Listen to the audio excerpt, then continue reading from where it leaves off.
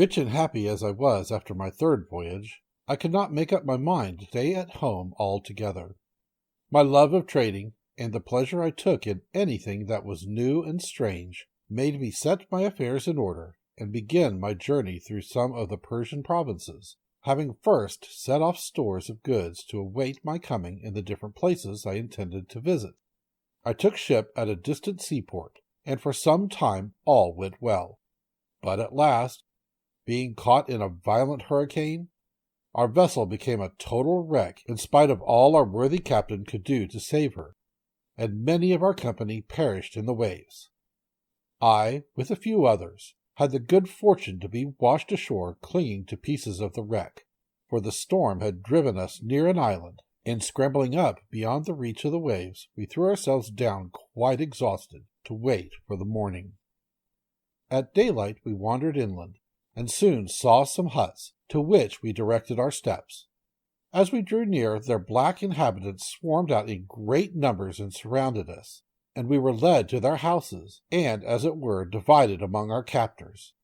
I, with 5 others, was taken into a hut, where we were made to sit upon the ground, and certain herbs were given to us, which the blacks made signs to us to eat. Observing that they themselves did not touch them, I was careful only to pretend to taste my portion. But my companions, being very hungry, rashly ate up all that was set before them, and very soon I had the horror of seeing them become perfectly mad. Though they chattered incessantly, I could not understand a word they said, nor did they heed when I spoke to them. The savages now produced large bowls full of rice prepared with coconut oil, of which my crazy comrades ate eagerly. But I only tasted a few grains, understanding clearly that the object of our captors was to fatten us speedily for their own eating, and this was exactly what happened. My unlucky companions, having lost their reason, felt neither anxiety nor fear, and ate greedily all that was offered them. So they were soon fat, and there was an end of them. But I grew leaner day by day, for I ate but little, and even that little did me no good by reason of my fear of what lay before me. However, as I was so far from being a tempting morsel, I was allowed to wander about freely. And one day, when all the blacks had gone off upon some expedition, leaving only an old man to guard me, I managed to escape from him and plunged into the forest. Running faster the more he cried to me to come back, until I had completely distanced him.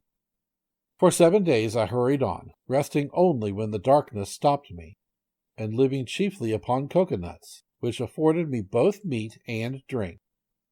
And on the 8th day I reached the seashore and saw a party of white men gathering pepper, which grew abundantly all about. Reassured by the nature of their occupation, I advanced toward them, and they greeted me in Arabic, asking who I was and whence I came. My delight was great on hearing this familiar speech, and I willingly satisfied their curiosity, telling them how I had been shipwrecked and captured by the blacks. "But those savages devour men," said they. "How did you escape?" I repeated to them what I have just told you, at which they were mightily astonished. I stayed with them until they had collected as much pepper as they wished, and then they took me back to their own country and presented me to their king, by whom I was hospitably received. To him also I had to relate my adventures, which surprised him much, and when I had finished he ordered that I should be supplied with food and raiment and treated with consideration. The island on which I found myself was full of people, and abounded in all sorts of desirable things, and a great deal of traffic went on in the capital, where I soon began to feel at home and contented. Moreover, the king treated me with special favor, and in consequence of this, everyone, whether at the court or in the town, sought to make life pleasant to me. One thing I remarked which I thought very strange. This was that, from the greatest to the least, all men rode their horses without bridle or stirrups. I one day presumed to ask his majesty why he did not use them, to which he replied, "You speak to me of things which I have never before heard." This gave me an idea. I found a clever workman, and made him cut out under my direction the foundation of a saddle, which I wadded and covered with choice leather, adorning it with rich gold embroidery. I then got a locksmith to make me a bit and a pair of spurs after a pattern that I drew for him. And when all these things were completed, I presented them to the king and showed him how to use them. When I had saddled one of his horses, he mounted it and rode about quite delighted with the novelty, and to show his gratitude, he rewarded me with large gifts. After this, I had to make saddles for all of the principal officers of the king's household, and as they all gave me rich presents, I soon became very wealthy and quite an important person in the city. One day the king sent for me and said, "Sinbad, I am going to ask a favor of you. Both I and my subjects esteem you, and wish you to end your days among us. Therefore I desire that you will marry a rich and beautiful lady whom I will find for you, and think no more of your own country." As the king's will was law, I accepted the charming bride he presented to me, and lived happily with her. Nevertheless, I had every intention of escaping at the first opportunity and going back to Baghdad.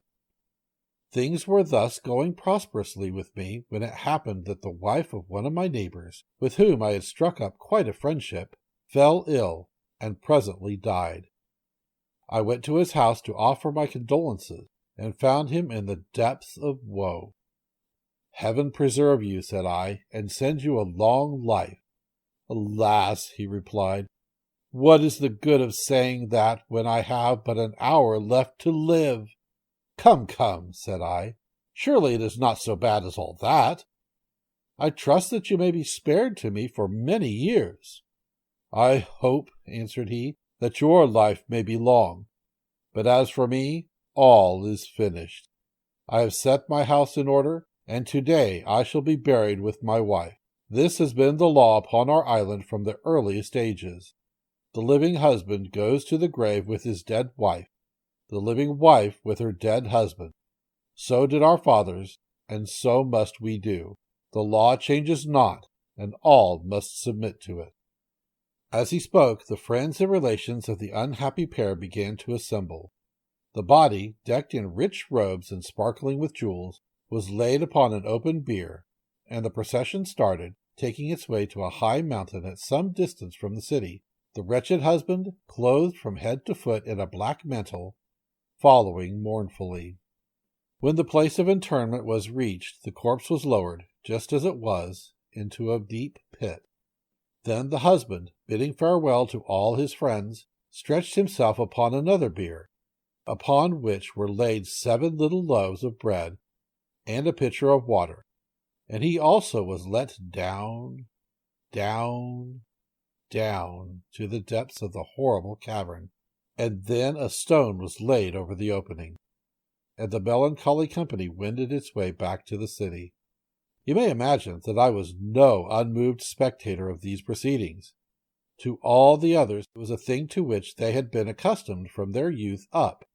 But I was so horrified that I could not help telling the king how it struck me. "Sire," I said, "I am more astonished than I can express to you at the strange custom which exists in your dominions of burying the living with the dead. In all my travels I have never met before so cruel and horrible a law." "What would you have, Sinbad?" he replied. "It is the law for everybody. I myself should be buried with the queen if she were the first to die."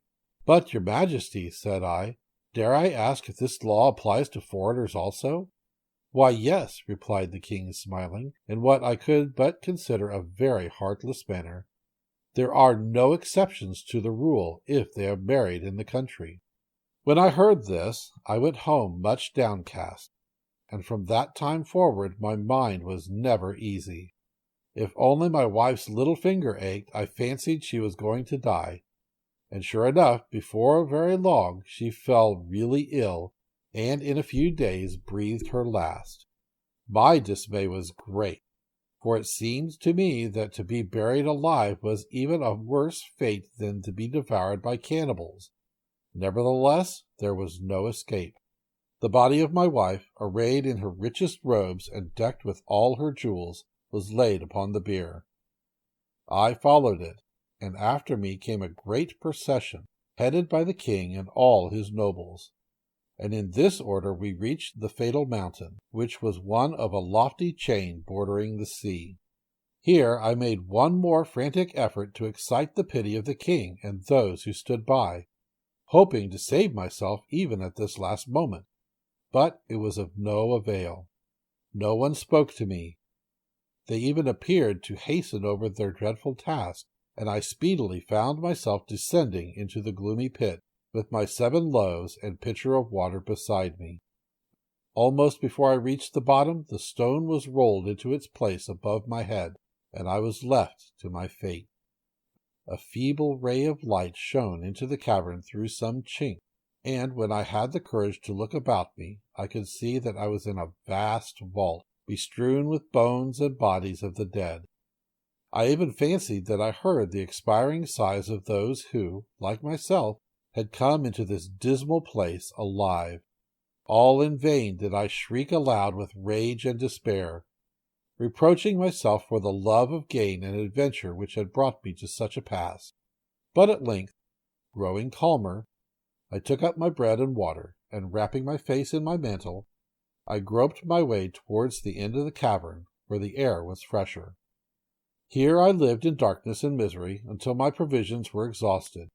But just as I was nearly dead from starvation, the rock was rolled away overhead, and I saw that a bier was being lowered into the cavern, and that the corpse upon it was a man. In a moment my mind was made up. The woman who followed had nothing to expect but a lingering death. I should be doing her a service if I shortened her misery. Therefore, when she descended, already insensible from terror, I was ready armed with a huge bone, one blow from which left her dead, and I secured the bread and water which gave me a hope of life.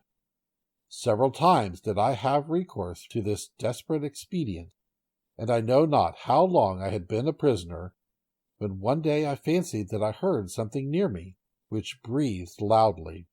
Turning to the place from which the sound came, I dimly saw a shadowy form which fled at my movement, squeezing itself through a cranny in the wall. I pursued it as fast as I could, and found myself in a narrow crack among the rocks, along which I was just able to force my way. I followed it for what seemed to me many miles, and at last saw before me a glimmer of light which grew clearer every moment until I emerged upon the seashore with a joy which I cannot describe. When I was sure that I was not dreaming, I realized that it was doubtless some little animal which had found its way into the cavern from the sea, and, when disturbed, had fled, showing me a means of escape which I could never have discovered for myself. I hastily surveyed my surroundings and saw that I was safe from all pursuit from the town. The mountains sloped sheer down to the sea, and there was no road across them. Being assured of this, I returned to the cavern, and amassed a rich treasure of diamonds, rubies, emeralds, and jewels of all kinds which strewed the ground. These I made up into bales, and stored them into a safe place upon the beach, and then waited hopefully for the passing of a ship.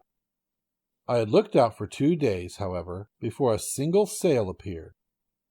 So it was with much delight that I at last saw a vessel not very far from the shore, and by waving my arms and uttering loud cries succeeded in attracting the attention of her crew. A boat was sent off to me, and in answer to the questions of the sailors as to how I came to be in such a plight, I replied that I had been shipwrecked 2 days before, but had managed to scramble ashore with the bales which I pointed out to them. Luckily for me, they believed my story, and without even looking at the place where they found me, took up my bundles and rowed me back to the ship. Once on board, I soon saw that the captain was too much occupied with the difficulties of navigation to pay much heed to me, though he generously made me welcome, and would not even accept the jewels with which I offered to pay my passage.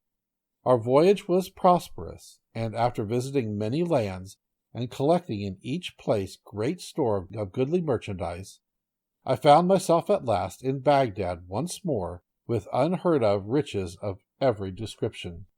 Again I gave large sums of money to the poor, and enriched all the mosques in the city. after which I gave myself up to my friends and relations, with whom I passed my time in feasting and merriment. Here Sinbad paused, and all his hearers declared that the adventures of his fourth voyage had pleased them better than anything they had heard before. Then they took their leave, followed by Hindbad, who had once more received 100 sequins, and with the rest had been bidden to return next day for the story of the fifth voyage. When the time came, all were in their places, and when they had eaten and drunk of all that was set before them, Sinbad began his tale.